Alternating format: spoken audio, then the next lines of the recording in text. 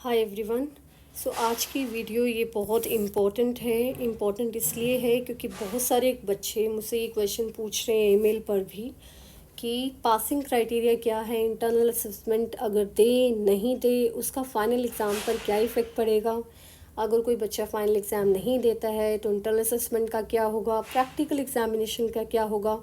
तो बहुत सारे क्वेश्चन बच्चों के माइंड में हैं जो मैं हर बच्चे को आंसर नहीं कर पा रही हूँ।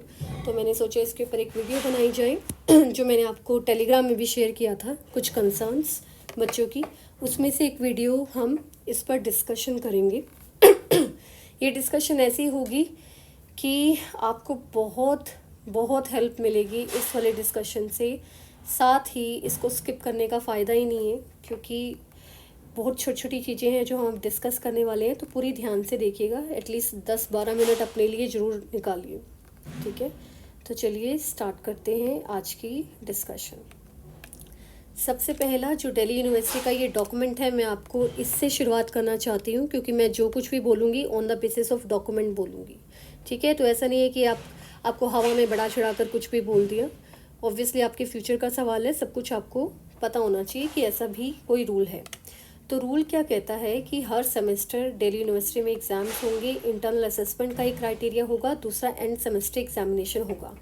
पास परसेंटेज और प्रमोशन क्राइटेरिया क्या है, आपको मिनिमम मार्क्स चाहिए हर सेमेस्टर में, हर पेपर में 40% आपके आने चाहिए। और अगर आपका प्रैक्टिकल कंपोनेंट है तो वहाँ पे भी आपका 40% मार्क्स आने ज़रूरी है।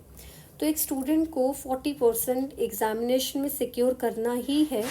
और 40% का कंपोनेंट क्या है, 40% किसको मिला के होना चाहिए, एक तो आपका एंड सेमेस्टर एग्जामिनेशन प्लस जो आपकी इंटरनल असेसमेंट है उसको मिला के आपका 40% बनना चाहिए, ठीक है।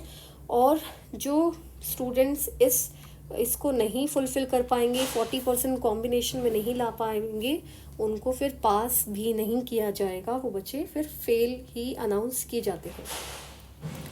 सेकेंड, अगर कोई बच्चा रीअपियर कर रहा है किसी भी थ्योरी पेपर में, ठीक है, अगर आप रीअपियर करते हो और बाय चांस ऐसा होता है कि आप रीअपियर में नहीं जा पाते, आपको लगा कि आपकी तबीयत ठीक नहीं है या फिर कोई भी रीज़न है, आपने रीअपियर के लिए फॉर्म तो फिल किया लेकिन रीअपियर कर नहीं पाए, उसको एग्ज़ाम को नहीं दे पाए, तो उस कंडीशन में क्या होगा, उस कंडीशन में क्या होता है कि आपके जो पुराने एग्ज़ाम्स के मार्क्स थे, पिछली बार के जो मार्क्स थे, लेट्स से किसी बच्चे के 50 मार्क्स आए हैं, ठीक है, उसने रीअपियर का फॉर्म भरा लेकिन किसी वजह से वो अब उसकी तैयारी नहीं है या जो भी रीज़न मान लो कि उसने एग्ज़ाम नहीं दिया, तो उस बच्चे का क्या होगा, अब उस बच्चे का क्या होगा कि 50 मार्क्स ही उसके लगेंगे।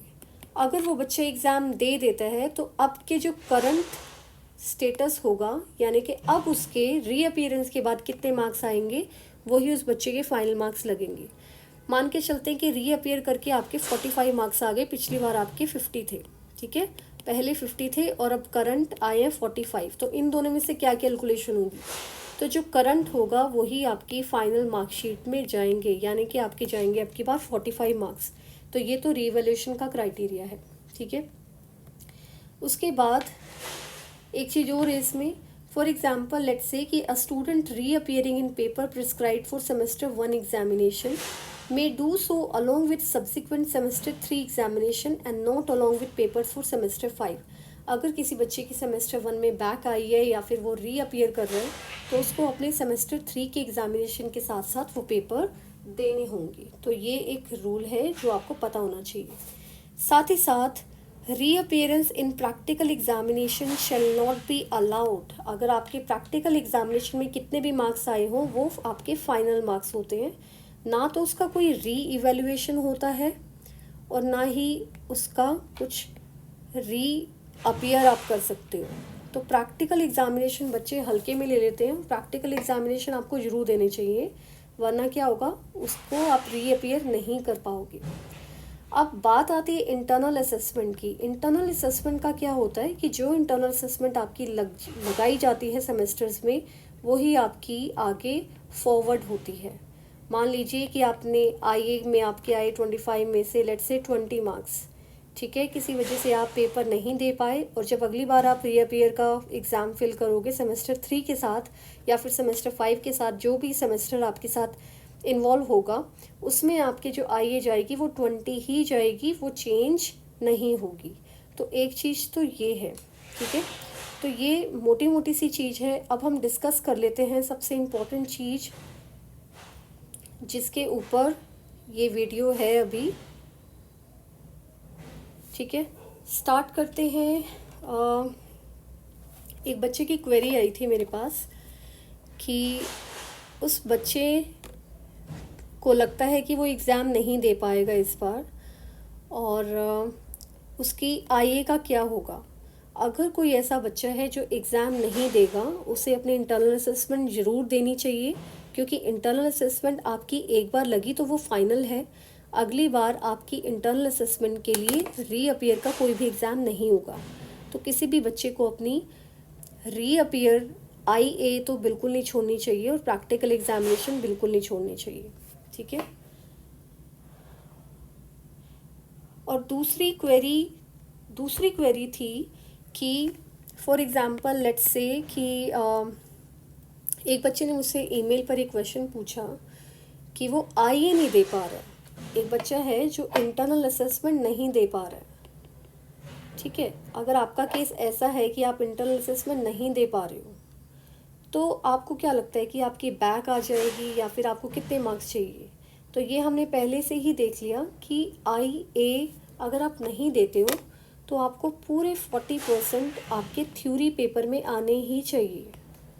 समझ आ रही है बच्चे आपको। For example let's say 90 marks का पेपर होता है आपका, 90 मार्क्स, पूरे 90 मार्क्स का 40% आपका आना ही चाहिए, चाहे वो आईए मिला के हो या फिर सिर्फ थ्योरी से हो। तो ये दोनों मिला के ही आपके 40% बनने चाहिए। और जिन बच्चों को ये लगता है कि आईए का ना दे या फिर आईए में ढील कर देते हैं, टेस्ट नहीं देते, असाइनमेंट नहीं सबमिट करते टाइम पे, तो वो बहुत बड़ी मिस्टेक है। आपको इस चीज़ से बचना चाहिए और अपने मैक्सिमम मार्क्स इंटरनल असेसमेंट के थ्रू सिक्योर करने चाहिए। ये आपके सबसे ज़्यादा सेविंग मार्क्स होते हैं, सबसे ज़्यादा आपको सेफ रखते हैं। तो मेरे अकॉर्डिंग, क्योंकि मैं बहुत देखती हूँ बच्चे आईए मिस कर देते हैं, उसके बाद वो पछतावे में आते हैं कि हमने ये क्या किया, क्योंकि आईए के मार्क्स कभी चेंज नहीं हो सकते, ठीक है। तो अपने आईए टेस्ट असाइनमेंट जो भी आपके पास हो वो ज़रूर करो, टाइमली दो और वो बिल्कुल ना छोड़ें, ठीक है। That's it from my side today. I hope कि ये वीडियो आपको बहुत हेल्पफुल लगी होगी, और अगर आपका कोई भी इससे रिलेटेड क्वेश्चन है तो आप कमेंट बॉक्स में डाल सकते हो। Thank you so much and share it with your friends also.